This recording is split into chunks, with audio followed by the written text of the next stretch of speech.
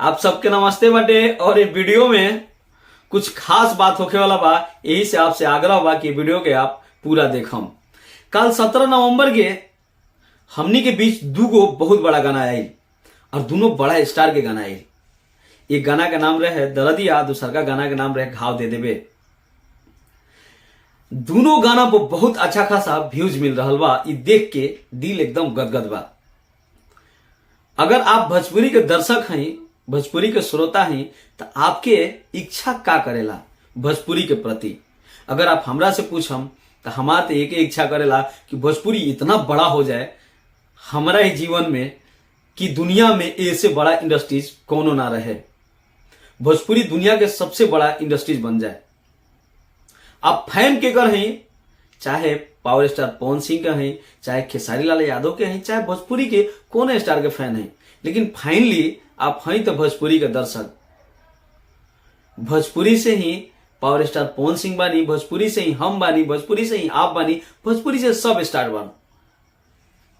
आज इतना बढ़िया बढ़िया गाना आवता और इतना ज्यादा व्यूज मिलता, वो गाना पर लोग देखता हो गाना के, ये देख के एकदम दिल गदगद हो गई बा। लेकिन मैटर ई नहीं है, ये वीडियो के मैटर कुछ और बा। ये वीडियो के मैटर बा, पहले चली एक कहानी सुनाओ तनी आप लोग के।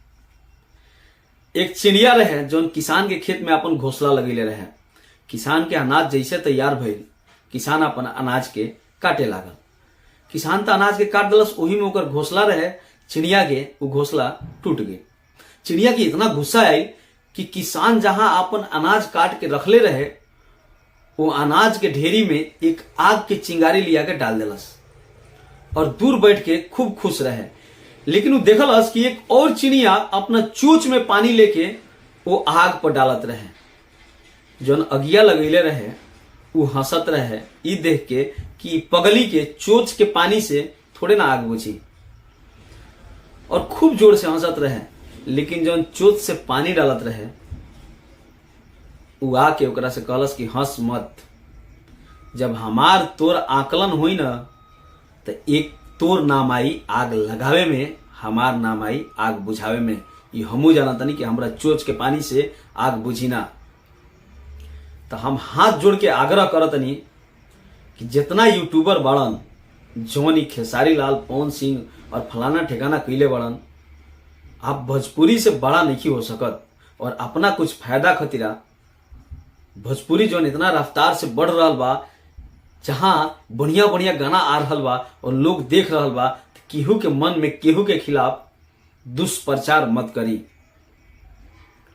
बाकी आप लोग की वीडियो कैसन लागल आप हमारा कमेंट बॉक्स में जरूर बताइए। और गाना दोनों बहुत अच्छा परफॉर्म करता।